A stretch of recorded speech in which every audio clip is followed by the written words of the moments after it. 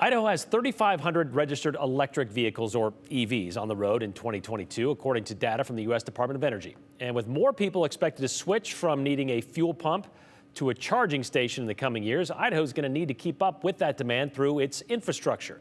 So tonight, Compass, the Community Planning Association of Southwest Idaho, hosted a presentation to talk about the future of EVs in the Treasure Valley. News Channel 7's Jude Binkley was at that event and talked with Compass about how they're planning for more EVs on the road. Jude? That's right, Brian. Compass is an association of local governments that serve as the metropolitan planning organization for Ada and Canyon counties. Now, on top of budgeting for federal transportation projects, they do long-range transportation planning for the next for those two counties. Now, every year they bring in regional and national experts to look at emerging topics that are important for the future of the Treasure Valley's transportation system.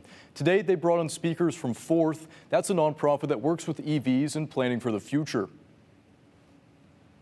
Planning ahead is just vital for this. The costs can get really large really fast, and without a really coordinated planning approach, the costs are going to be far higher than they would be otherwise. EVs are becoming more and more common, and so as we are doing our long-range transportation planning, we really need to make sure that we are looking at that of where are we charging, where are we setting up public chargers, how are they going to impact our transportation system.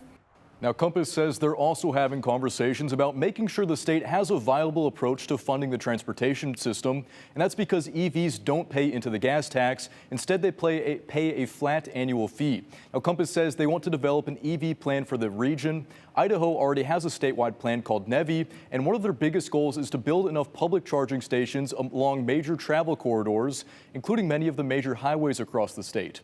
Now, while today's presentation was part of Compass's education series and meant to spark a conversation with the community about the future of EVs, Brian, tomorrow they're hosting a workshop with planning and transportation professionals. They'll be talking about how local governments in the Treasure Valley can plan and deploy EV infrastructure. So with just 3,500 of those cars across the state, not a big number, but as you mentioned, they just keep getting more and more on Idaho roads. All right, thank you very much, Jude.